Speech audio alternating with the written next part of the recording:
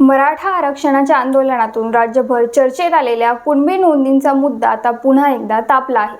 मराठवाड्यात 4 लोकप्रतिनिधींची कुणबी जात प्रमाणपत्रे जात पडताळणी समितीने अवैध ठरवल्यानंतर मोठा वाद निर्माण झालाय। यानंतर ओबीसी नेते लक्ष्मण हाकेंनी एक मोठा दावा केला आहे। तब्बल 90% कुणबी मराठा प्रमाणपत्रे रद्द होऊ शकतात असं ते म्हणत आहेत। पण हा दावा किती खरा आहे? 4 लोकप्रतिनिधींचीच प्रमाणपत्रे का रद्द करण्यात आली? महसूल प्रशासनाने दिलेला कुणबी दाखला जात पडताळणी समिती खरंच रद्द करू शकते का? आणि त्यामागची कायदेशीर कारणं नेमकी कोणती आहेत? या व्हिडिओमध्ये आपण सर्व माहिती सोप्या भाषेत समजून घेणार आहोत। नमस्कार, मी श्वेता, तुम्ही पाहताय आझाद मराठी।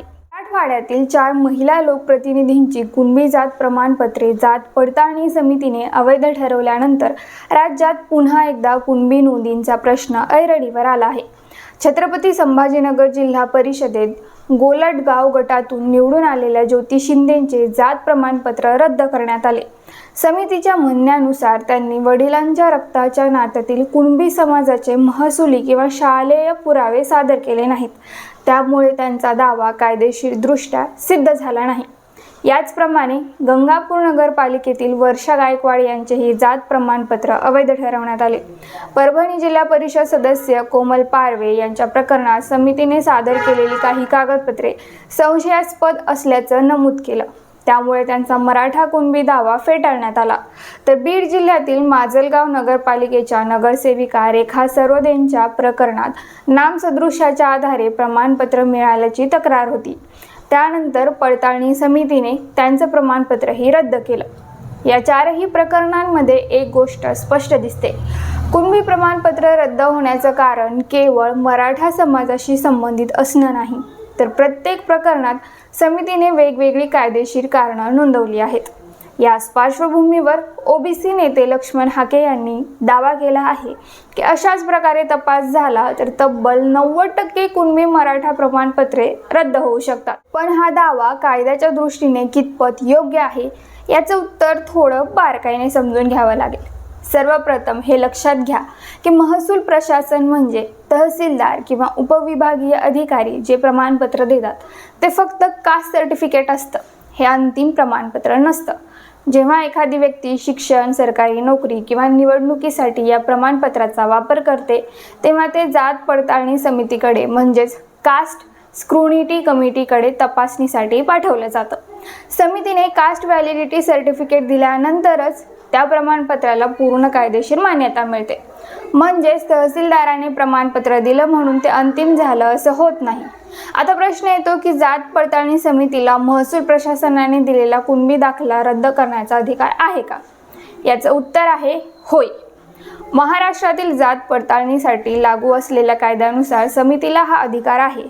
जर अर्जदाराने खोटी माहिती दिली असेल, माहिती जाणीवपूर्वक लपवली असेल, बनावट कागदपत्रे वापरली असतील, वंशावळीचा संबंध सिद्ध झाला नसेल, महसुली नोंदी संशयास्पद आढळल्या असतील किंवा दक्षता पथकाच्या चौकशीत कागदपत्रांमध्ये विसंगती आढळली असेल, तर समिती संबंधित जात प्रमाणपत्र अवैध ठरवू शकते। इतकंच नाही तर सक्षम अधिकाऱ्याने नियमांचं पालन न करता किंवा आवश्यक चौकशी न करता प्रमाणपत्र दिलं असेल तरीही समिती ते प्रमाणपत्र रद्द करू शकते। यामध्ये सर्वात महत्त्वाचा मुद्दा म्हणजे पूर्व संविधानात्मक पुरावे। कुणबी जातीचा दावा करणाऱ्या व्यक्तीला आपल्या वंशावळीत पूर्वीच्या काळातील विश्वासार्ह महसुली किंवा शालेय नोंदी दाखवाव्या लागतात। अनेक प्रकरणांमध्ये हे पुरावे अपुरे पडतात किंवा वंशावळीचा स्पष्ट संबंध सिद्ध होत नाही, त्यामुळे समिती दावा फेटाळू शकते। म्हणूनच प्रत्येक प्रमाणपत्र स्वतंत्रपणे तपासलं जातं। याच कारणामुळे 4 वेगवेगळ्या लोकप्रतिनिधींच्या प्रकरणांमध्येही 4 वेगवेगळी कारणं समितीने नमूद केली आहेत। आता सर्वात महत्त्वाचा मुद्दा, लक्ष्मण हाके यांनी केलेला 90% प्रमाणपत्रे रद्द होण्याचा दावा सध्या हा एक राजकीय दावा आहे। आजपर्यंत असा कोणताही अधिकृत सरकारी अहवाल किंवा जात पडताळणी समितीचा आकडा उपलब्ध नाही ज्यामध्ये 90% प्रमाणपत्रे रद्द होणार असल्याचं म्हटलं आहे। त्यामुळे हा दावा सिद्ध झालेला निष्कर्ष नसून एक राजकीय भूमिका म्हणूनच पाहावी लागेल। प्रत्येक जात प्रमाणपत्राचा निर्णय त्या व्यक्तीच्या कागदपत्रांवर वंशावळीवर, महसुली नोंदींवर आणि पडताळणी समितीच्या तपासावर अवलंबून असतो.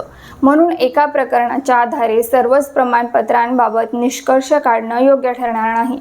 मात्र 4 लोकप्रतिनिधींची प्रमाणपत्रे रद्द झाल्यानंतर कुणबी नोंदींचा प्रश्न पुन्हा एकदा चर्चेच्या केंद्रस्थानी आला आहे. 29 ऑगस्टपासून मनोज जरांगे पाटील पुन्हा उपोषणाला बसणार आहेत. त्यामुळे आगामी काळात हा मुद्दा आणखी तापण्याची शक्यता आहे. या संपूर्ण प्रकरणाबाबत तुमचं मत काय आहे?